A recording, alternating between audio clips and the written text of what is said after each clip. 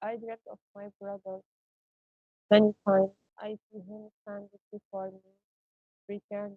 In a thousand, in a million. We are all Palestinians. In a thousand, in a million.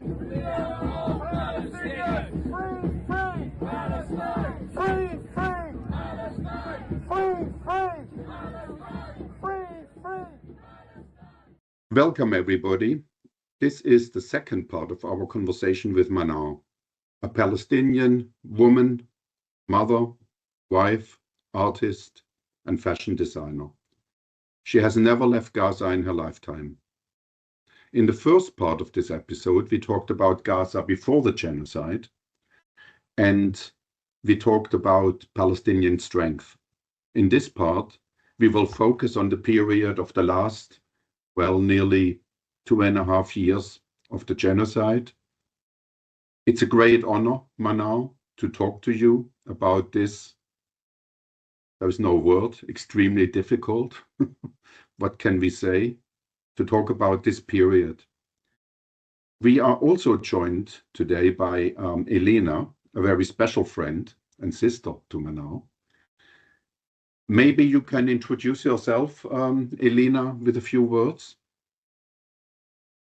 Yes, hi Andreas, Adeeb and Manar. Thank you so much for having my sister and friend Manar on today. I'm honored to join. Manar and I began speaking in 2024. At that time, I was training to be a counselor, and so I came to the conversation with the spirit of offering some kind of emotional support. But it very quickly grew into a very sincere and genuine mutual friendship, and then from that into a creative collaboration. Manar and I share a lot of visions for the world and have learnt a lot from each other. We can talk more about the project that we were working on most recently together. But a little bit about me. I'm a South African British organizer, artist, and liberationist. Thank you. I should note that the format of this episode is slightly different. Manar felt that she's not comfortable enough with her English language, so she wrote down all the answers to our questions in Arabic, and Afnan and Adeeb did the translations. So similar to the first part of this episode, Manar will read out her answers. All right. Hi, everyone. Well, it's always difficult to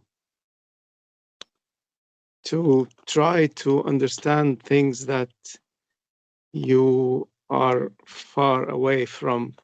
So, I mean, for me, I've lived a lot, including in Palestine, including under occupation, but I understand that what happened these last 2.5 years in Gaza are even to me, being a Palestinian who lived in Palestine a long time under occupation, are unexplainable, are sometimes very difficult to understand, to realize how can people live in such situation. So my question to you, Manar, is like that. Please tell us about your journey of forcible displacement.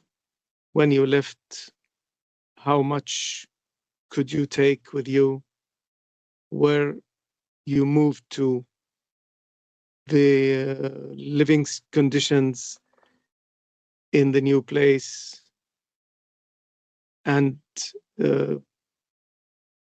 potentially new routines, if any, in the new place. Hello, everyone. I am so happy to be back with you all. I hope you are all doing well. I appreciate all your interest and support for our cause and support Palestine. In Gaza, the phrase forced displacement carries in an indescribable heart and fear because simply put, there isn't anyone who cared for our situation here. I speak about the leaders. You leave your warm home and go into the unknown.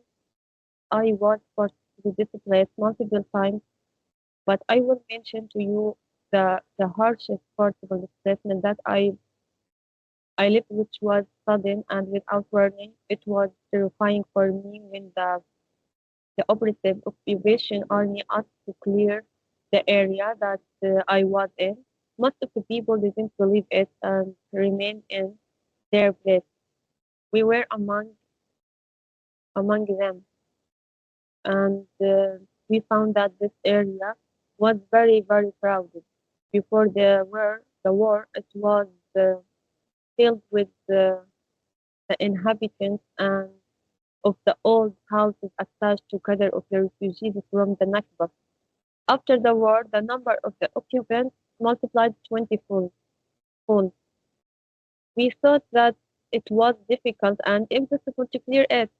I was thinking to myself, where would we go when everything in Gaza is run? What should I talk and what should I leave? We might not return to the area and it could be pumped or stolen.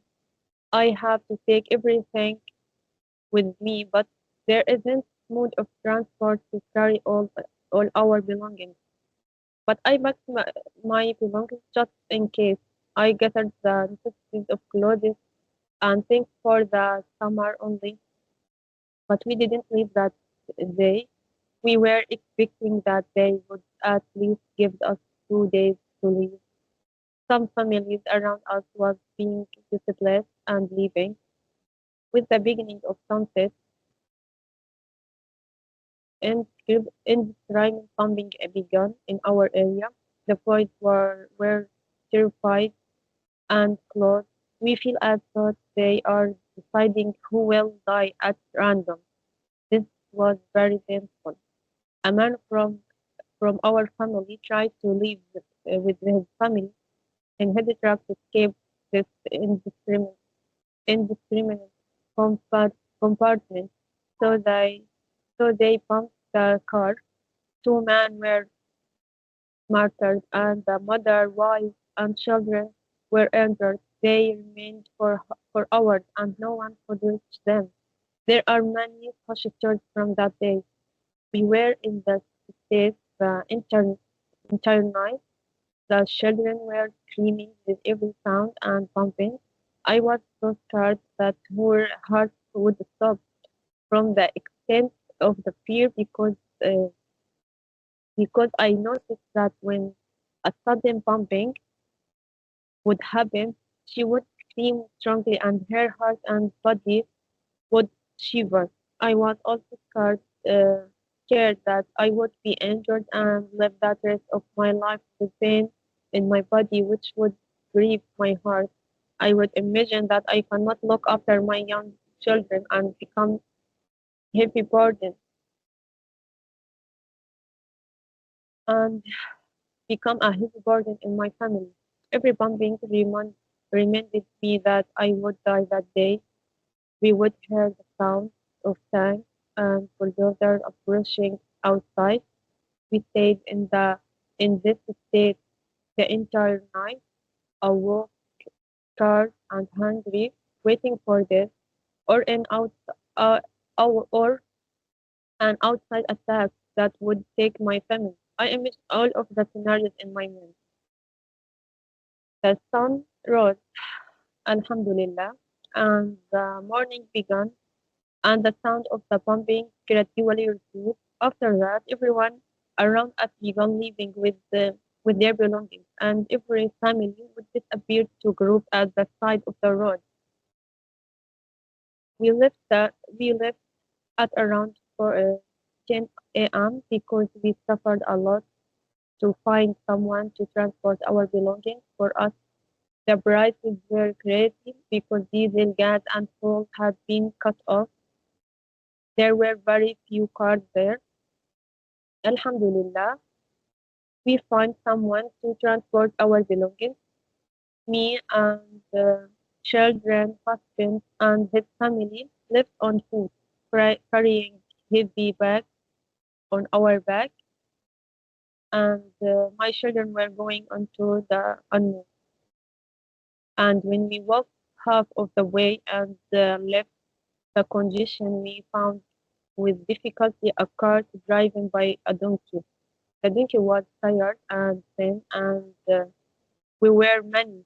We cannot imagine how difficult and long the journey was.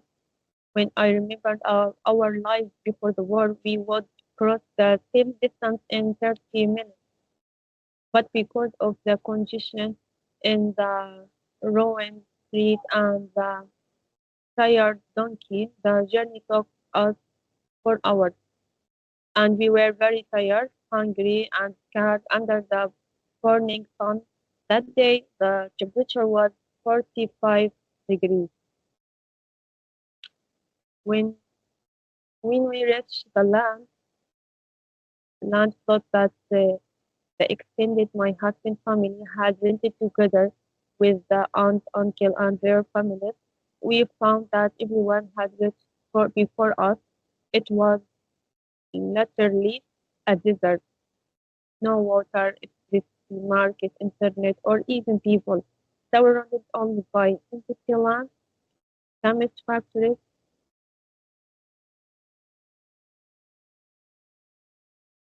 You feel that you are isolated from the world with inside and outside God.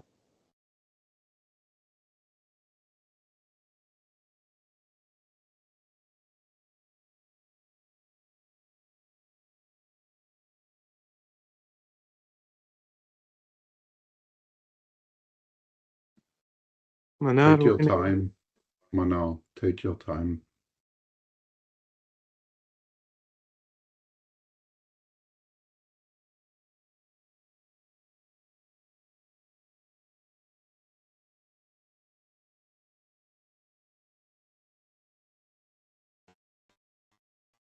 Okay. yeah, I think it's is important.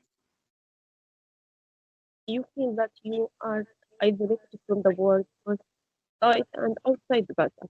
I was very worried about my family. I would try to call my father and mother, but it wouldn't connect. Oh my God.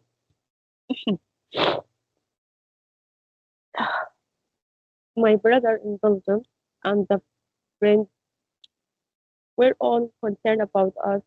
The, the land were sand mixed with many thorns that would uh, burn your shoes and enter your foot. Everything a thorn would jab our foot. No house or even a tent to sit away from the sun. Just above us, we stayed under the sun, waiting for the man to finish making the tent. After this, we started cleaning and using the thorn. We tied our belongings and we made hummus with bread to dinner. At that time, at that time, the price of the 1 kilo of the flour was 50 euro. 1 kilo of the flour was 50 euro. So one family, 4 members need to two flour. That means 100 euro to to bread. Just despite despite all of this, we were laughing together. Alhamdulillah. For example, I would go to the tent next to ours and ask how their safari trip was and how do they rate the survive in our camp. And we are going to hunt after lunch. Be ready. Uh, I say that to my neighbors in the tent. We Palestinians have a spirit that cannot be broken. They can force us to flee or for our children and loved ones. and they stole everything from us, even our freedom. But they cannot break our determination, the strength of our heart and peace, our our perseverance, the beauty of our souls, the freedom and depth of our thoughts. We will remain free inside of us. They will not be able to break and destroy us, no matter how what they do. That's my answer. Thank you, Manar. Thank you. Yeah, it's all difficult. All I keep and keep repeating that it's really difficult to realize, to understand that people can live in such circumstances. Well, may God help you, and we will do what we can also.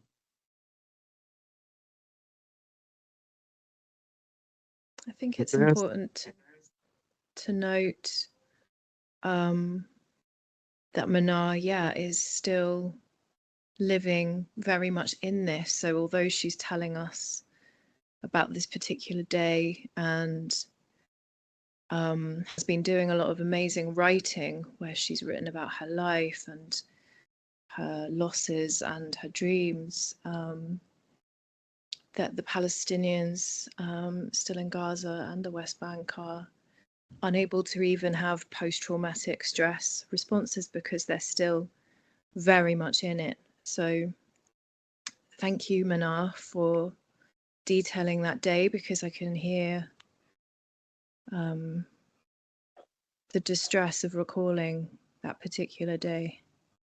And I know that every day contains that same level of fear still. Yeah. I understand that living with the constant threat to your life is very distressful. I've been in such a situation, but living for long in that situation is very unbelievable, you see. Manar and Afnan and Elina, myself, have shared a lot of kind of messages and what came up when Manar answered that question was she said something that I'm happy to read out. I don't know how to describe the immense pain I've experienced, and I feel that everything I've written isn't enough to describe the suffering and injustice we have endured. The occupation has been brutal to the people of Gaza, to the animals, the trees, the streets, and the buildings. We have lived through so much oppression, anger, sadness, and misery. So much that words can't express it, no matter how much I speak. But despite all that, I still have beautiful goals. I envision for my future, the future of my children and my beloved husband. I hope to find a way to achieve them someday. How did you and your family cope with this constant threat to your life? This is very important to understand. I mean, at least to hear your understanding of that. Please, Manar.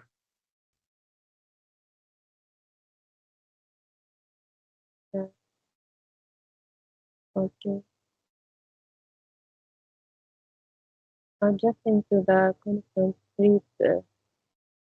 threat to our life was something that we were prepared for, but rather something that we were forced to learn step by step. We were raised since science childhood as Muslims with the belief that the worldly life, the the dunya is not a place of rest, and that the worldly life is merely a passage to hereafter.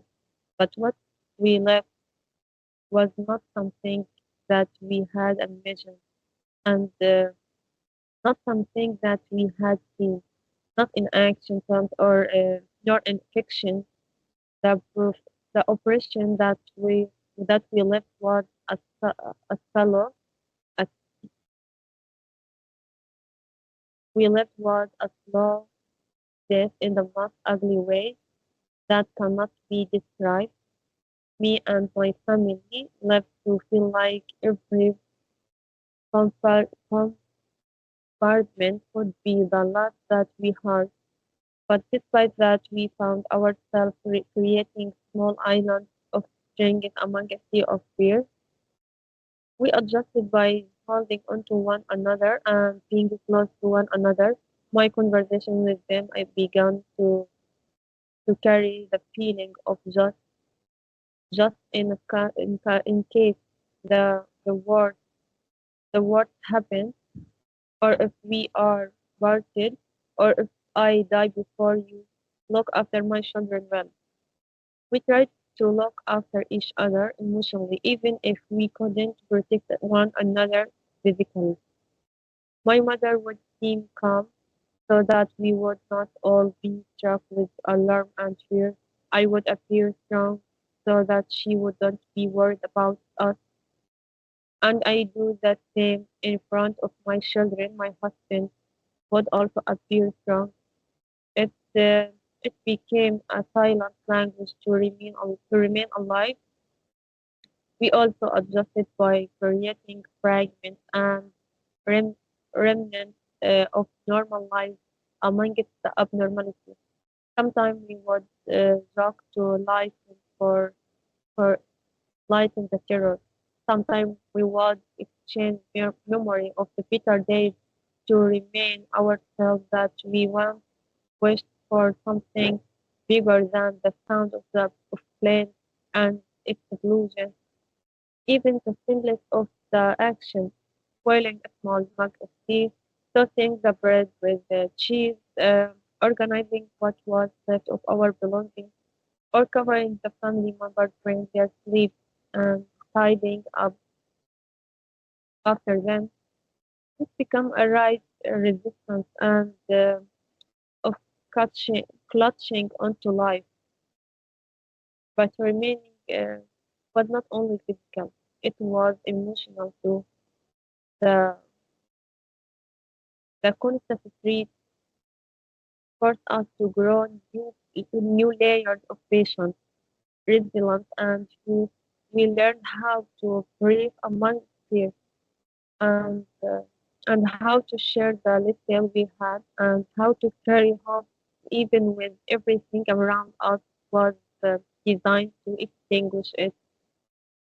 In the end, we adjusted because we were together, because we know that Allah will compensate us and reward us for our patience, and because our desire to live, to hold on to our land, and to keep Palestine mentioned on the world map, and our protection of each other, and remaining human. All of this internal motivation were stronger than the terror that surrounded us. Thank you, Manar. Thank you very much. I do not know what to say. I think one something that you just said sort of is especially powerful, that you say this was your basically pretending to be strong. That was your silent language to stay alive. So your mum appeared to be strong, or pretended to be strong in front of you. You pretended to be strong in front of your children, and yeah, it's devastating.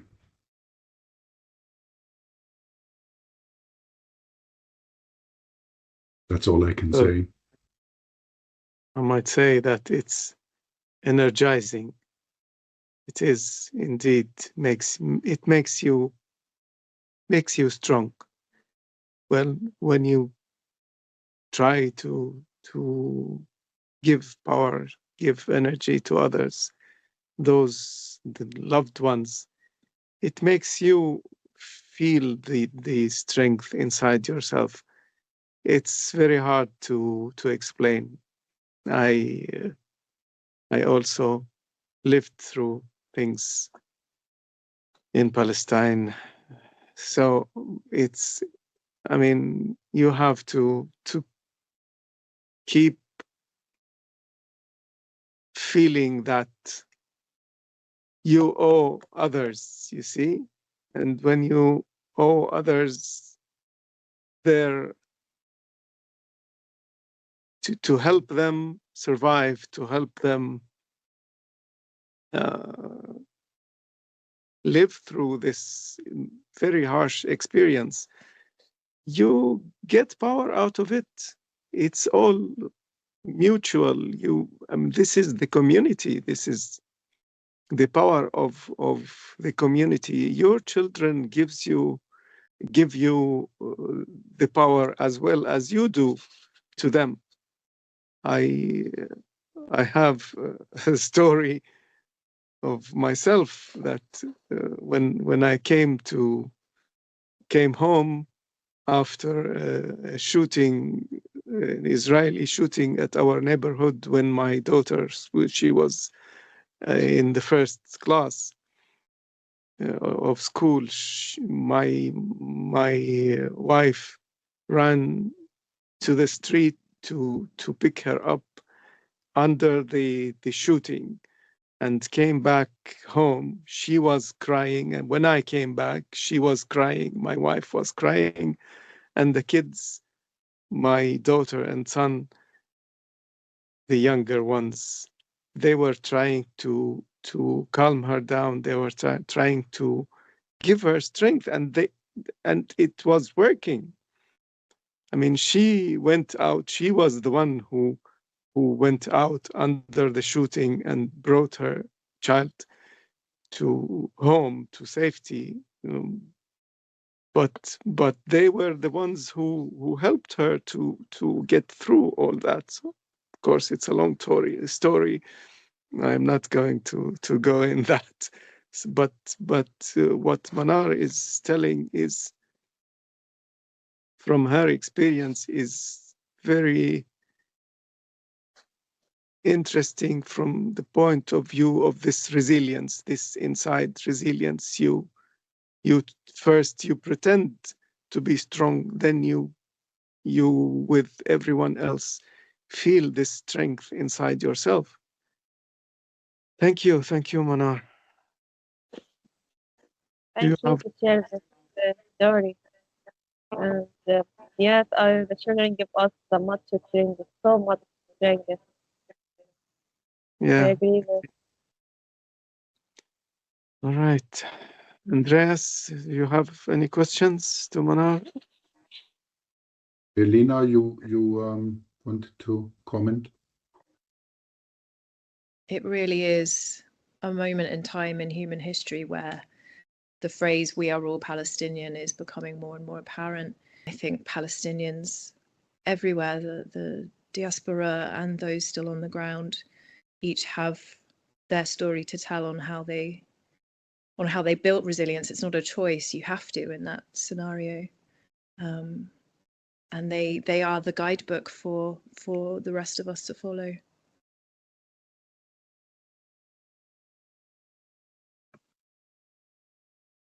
Yes, it is. Thanks. It is, as you have just said, it's a guidebook. It's a guidebook for not only resilience but resistance, and the willing to fight back to all these powers in around the world that have only one value, that is money, and without any consideration to the lives of peoples, to their suffering, to their living. So we have no other choice, all of us, everywhere. And now with this huge price that the Palestinians, the Sudanese, the Congolese, the Venezuelans, everywhere, all over the world are paying. It's an immense price that isn't just, we are not victims. We are part of a big front of fighters. We should fight. We cannot, we don't have the right to just sit down and beg the powerful of this world to be merciful on us. They can't be. It's not their work to do that. It's the opposite. Their mission is to make our life as much miserable as they can, so as they would make as much money as they want and as much power as they would like to have, more and more and more. So our mission is to fight back, to be strong. And that's the lesson that we learned from ourselves, from each other. Now what Manar is talking about is part of this, a very important part of what we are talking about. We have to be together, all of us, and fight together. And It's not that, it's not easy to talk about it. You see, guys. Manal, you have very early in this genocide lost contact with your brother, and you haven't heard anything since from your brother. Would you like to tell us a bit about him?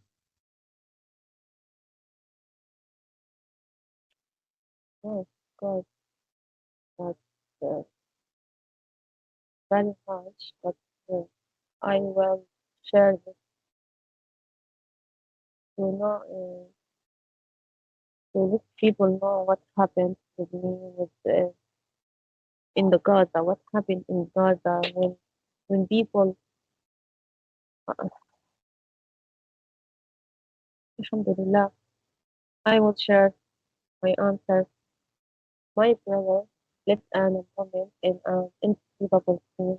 He disappeared uh, and was lost from our visit suddenly without us knowing even what his path was. He only left to bring food for us and his son and pregnant wife who were slowly waiting for him. He was smiling. He was smiling as usual, despite the hunger, despite the bombing, despite the danger that had become a part of our days. This was after the genocide began by 2 months, but he didn't return. And since that day, we don't know his past. Everyone who meets my brother tells a different story, as if the truth was lost amid the battle between the wrong and the fear, between the who left and the who left. I dreamt of my brother many times. I see him standing before me, returning.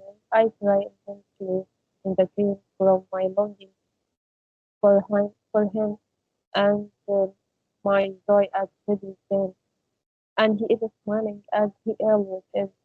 Such a pure smile that makes me feel safe and the purity of his heart.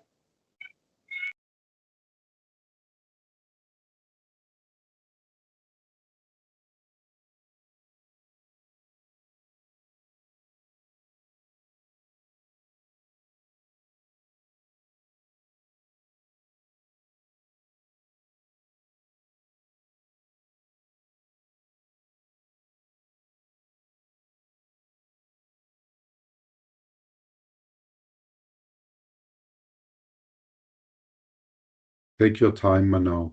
Take your time.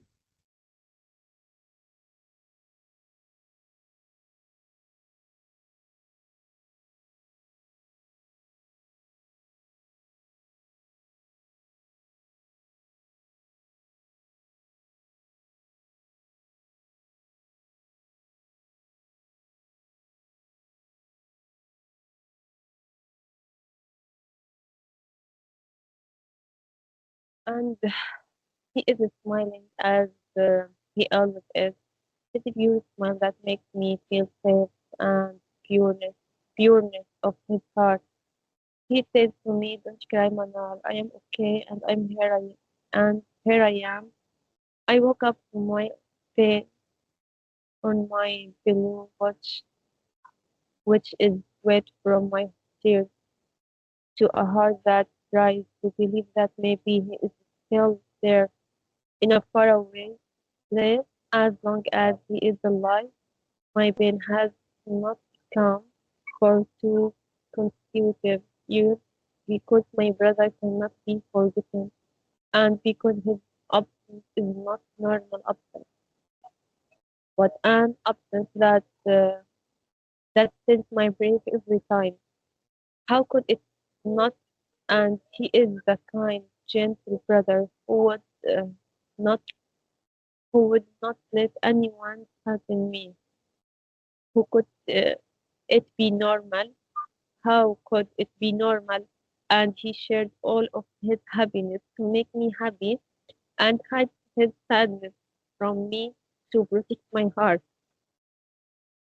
How could it be normal? And he is the one who must think of surprising me and making me happy. And here I am, living between the hope of meeting him and the sense of missing him. I live my I live my days as thought I saw my heart is rapid beating and it is dead without feeling in my eyes. The world has lost that it is colored. I have lost the joy in life. We live uh, with the day facing and we rise with our responsibilities and when contentment of Allah, yet my grief for him had killed the thought of my life in me, killed,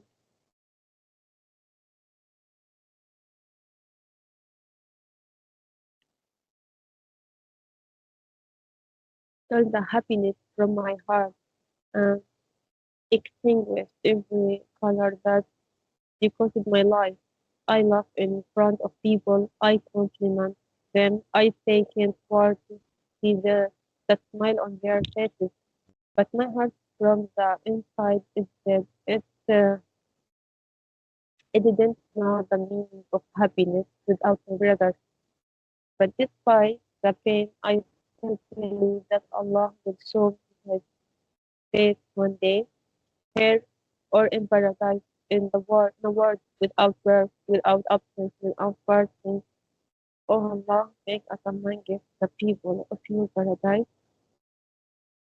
And if my brother is murdered, a murder, then his soul has not parted from me a moment, and it lives in me and in my heart like the sunlight in the body. And I can see you in my dreams and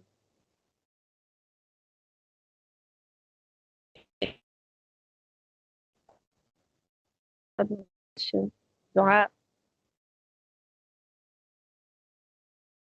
for myself, Call, call, call for something God. in my heart that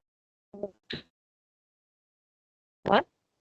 The call, a call, dua. You said. Yeah, what? Um, okay, no problem. Dua. I mean, the call appeal, an appeal for Allah. Yeah, not supplication. Mm, You mean not supplication? maybe I Okay. don't know. And in every beat in my heart that had not known happiness since your absence, the love of my brother had remained with me, supporting me when the world collapsed around me, keeping me believing in the reunion, reunion, reunion, even if after, when in the world of uh, etern- eternity and firmament. After I tried, after I tried the parting of my loved one, I understood that the pain of losing cannot be constant, constant with the world, and doesn't come with promise. I learned that those who have lost their loved ones don't need to be advised with patience and not to be sad nor cry. They just need a heart that feels and listens without speaking. Thank you. Thank you, Manar. Well, anyone would like to comment this? I'm, you see, I keep talking about and from my own experience. When I was living in Palestine, and especially when I was in the Israeli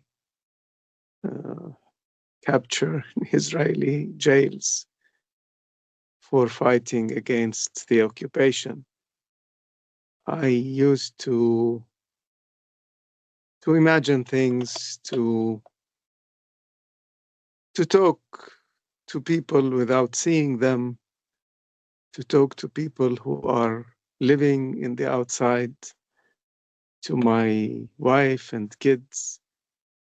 No, I had one at that time, only the elder one, and to my loved ones, to people, to the dead ones also, because it makes you feel not alone. I mean, I was in solitary confinement 11 months, totally isolated. So I used to talk to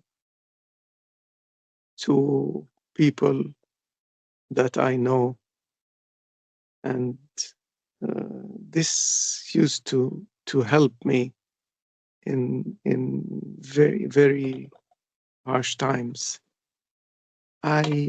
From this thinking about you, about your brother, mm, my question would be like that. What is your message?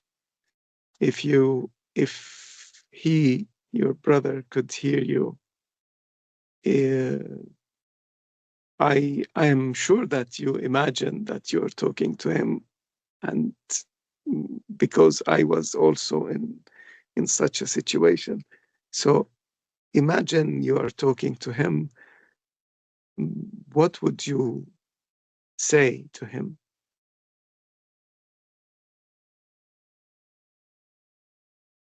I don't think that the message make me happy or sad, but I would say to from my longing heart to my brother, my beloved brother, I write to you from atop our dried home.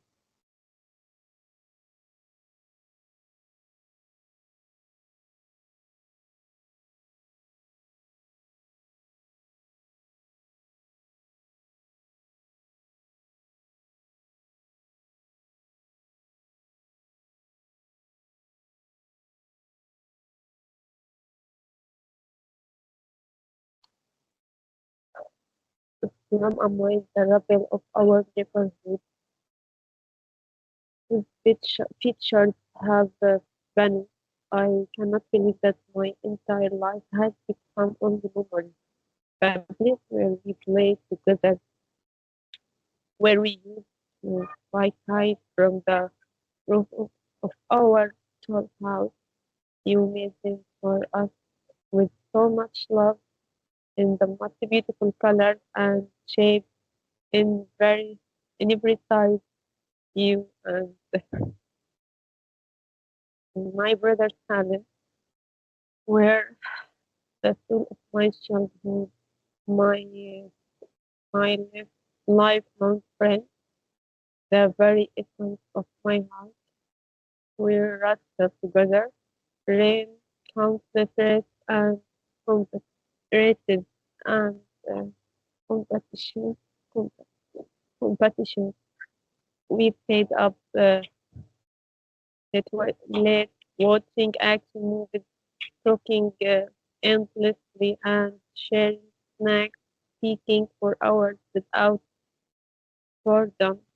Our childhood memories chat me uh, the days when we ran barefoot to welcome our mother back from the market and laughed for no reason at hot bread and shared every bite with joy.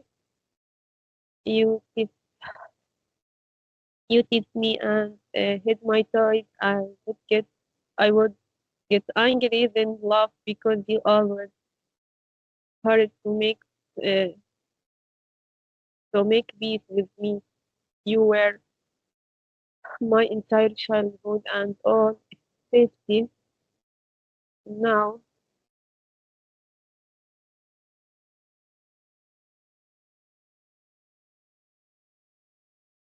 now our neighborhood is completely destroyed.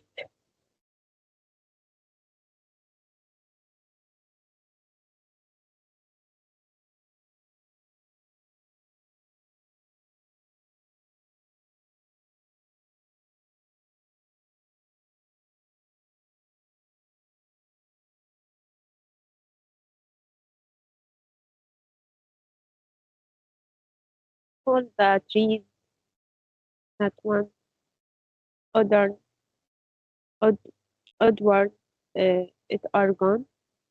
Every warm home has become rubble. The street, school, the clinic, or municipality. My uncle house, my our neighbor's houses, everything around us is utterly destroyed. My words lost their way as I try to describe our area after it was the whole of our childhood. For 2 full years, brutality,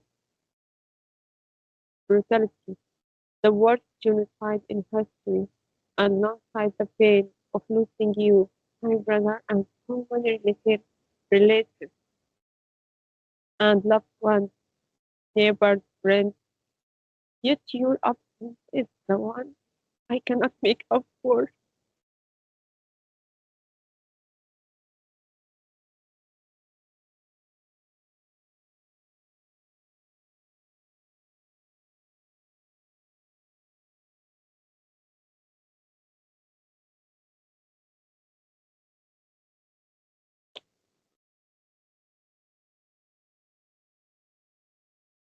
It has broken my back. After, after living through a terrifying nightmare, our bodies survive. Yes, but our souls are deeply exhausted. Oh, my brother, I search for you, for your shadow in the darkness, for your voice among the explosions, for the warmth of your stories that used to reassure me that everything would be alright. Who will protect me from the cold of your absence?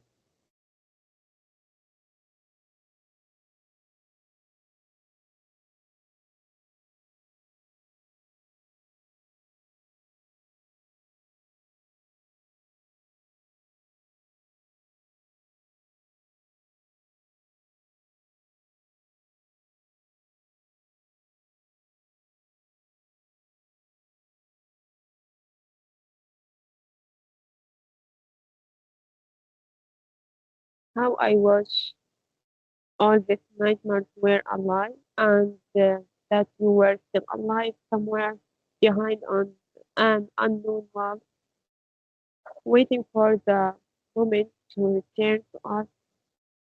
I cling to this small hope as a burning person clings to a piece of wood,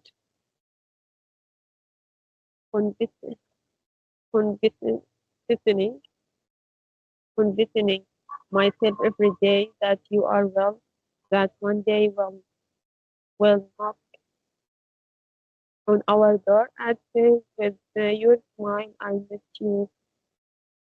But when absence grows long and hope fades, fear slips into my heart. I feel myself. Perhaps you were among the murdered who departed in silence without a farewell, without non-grave, carried without a name, known only to pain. Perhaps nothing remains of you but childhood memory and your photograph that I keep in my pillow.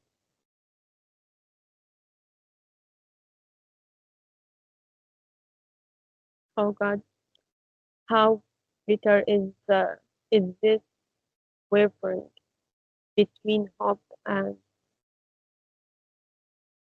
disappear, this fire between hope and fire, between hoping you are alive and warning you as if you had gone forever.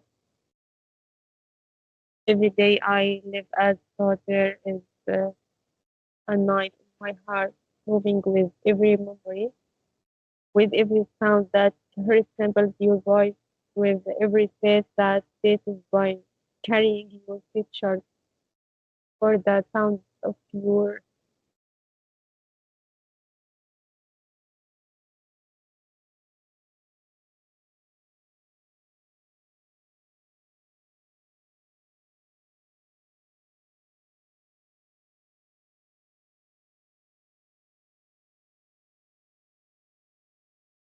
with every face that passes by, carrying your picture for the sound your laughter still fills the air of all my memories, and the work of your hands still dwells in my heart as if you had never left. You were my older brother. You were the wall of safety I leaned on my childhood when life frightened me. You lifted me and strengthened me, and you would say the confidence of the protected self. Don't be afraid. I am with you.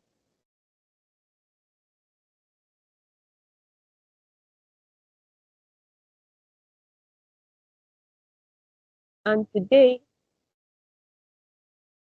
though I am older than that little girl you used to embrace, and so I have become a strong mother as you taught me. I still search for you with the same fear, the same longing, but this time I find nothing but absence.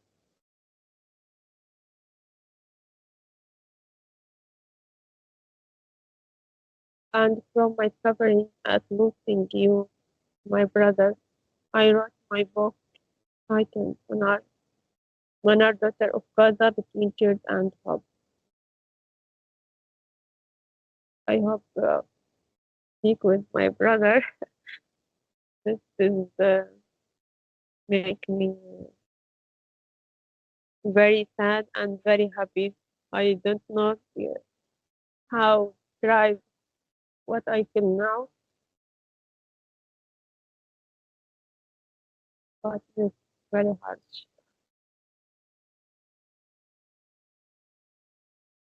Yeah, this is something to be told to your children, to your grandchildren, hopefully. So, and we would be, for me, I would be very delighted to read your book. I wonder if Elina wants to come in and say something. Thank you. I just want to say to my sister Manar how proud I am of you. And I know that the requirement of your women particularly is to hold a lot every day. There's different points of resistance, and there's the resistance of the mothers who are having to hold the hearts of their families in their hands and put smiles on their faces for their children when their hearts are breaking. And I'm really proud of Manar's incredible resilience and the way she's written about her life. I'm just so proud of you, Manar, and thank you for sharing your humanity with us and your story with us so graciously. Yeah, I'm also very grateful, Manar, that you shared this. This not must have been. This was. We could all feel that in our bones how difficult this conversation was for you. But it was also very important because what we in the West have seen, we have seen lots of videos, lots of photos of the genocide, but we haven't heard many stories like yours. I'm sure more will come, but I think your story will hopefully travel far and wide. This would because it deserves to travel far and wide, and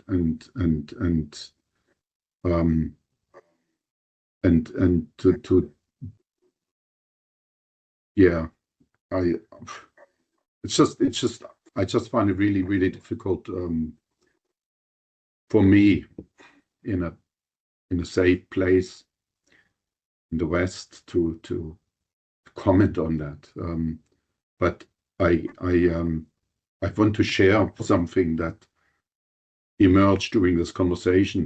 The first conversation, the first part of the conversation, I don't know when it was published, maybe late November or so, and or mid-November, and we had a long time where nothing happened, and we were all going through our own difficulties, and we had an exchange where I explained my troubles, and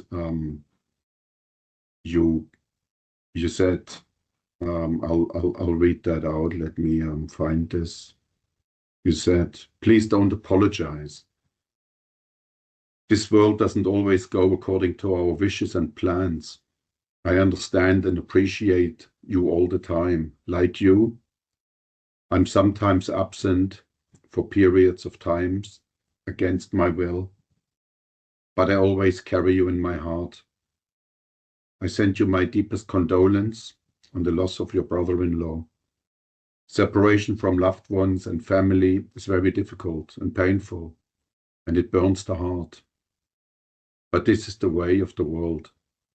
We will all die, no matter how many years we live. Therefore, we must learn from death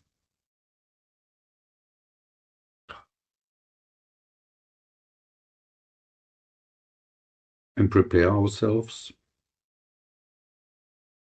for it at that moment. And my response was that I couldn't believe these words coming from you, because I thought, after all, what you've gone through, what an amazing text that is, what an amazing response, because you were thinking about me, and compared to what you've gone through, my troubles are small. And I said that to you, and then you responded again. This is a quote: "This is my duty, my friends. I'm not doing anything different. I'm doing what's required of every human being, to feel the pain and joy of others as if they were your own, especially those who love and support them. You mean so much to me. My simple words of comfort are the least I can do, given my circumstances." And this made me aware that your rootedness in community and your connection to others, and probably to natures and buildings and animals is very different from how we live our life in the West, which is mainly shaped by a sort of kind of hyper individualism, by neoliberal values where we are at the center of everything, and where well-being just kind of means to go to the gym or something else. But it's basically about ourself. And your idea of being a human and of well-being is very different. Is rooted in a connection to everybody else, and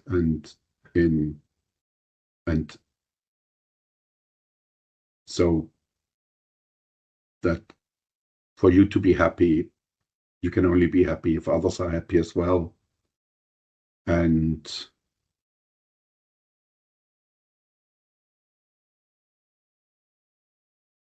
I think this is an amazing lesson for us in the West to learn.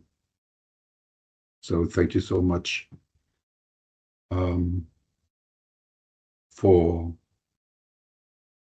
this conversation, but also for all the kind of exchanges we had. I feel very privileged to be talking to you.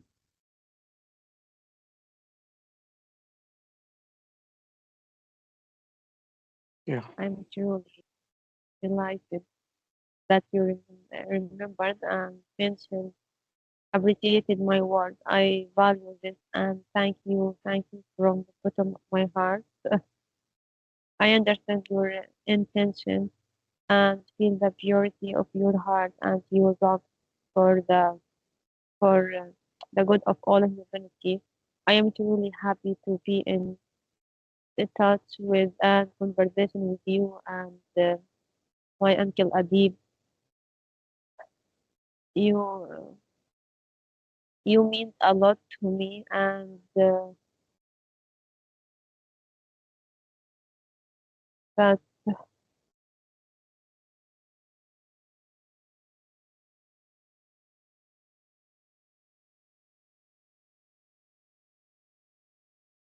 Thank you, Manar. Thank you, my dear. Thank you very much for your time. Thank you for your emotions. We are happy, all of us, to be in touch with you and to do our best, try to send your message and all the Palestinian people's message to the world. I hope that we will be able, with this, I'd like to tell our viewers that we will wrap up and we will have a third part in which we will be talking to Manar on the current situation in Gaza and Manar's hopes and dreams for a liberated Palestine. And thank you very much all. Thank you. Yeah, thank you all. Thank you, Manar. All Okay, these, sorry? I want to say to Elina, the internet is cutting and now it is returned. I want to say to Elina, I am the one who feels proud to know you. You have it is so much for me over the past 2 years. You are a wonderful sister, the big sister I have always wished for, and you are the reason for this dream that I am thinking about it into the future. You the reason. You are the reason for this. Thank you from the bottom of my heart, my sister. Thank you, my love. Thank you. We're leading it together.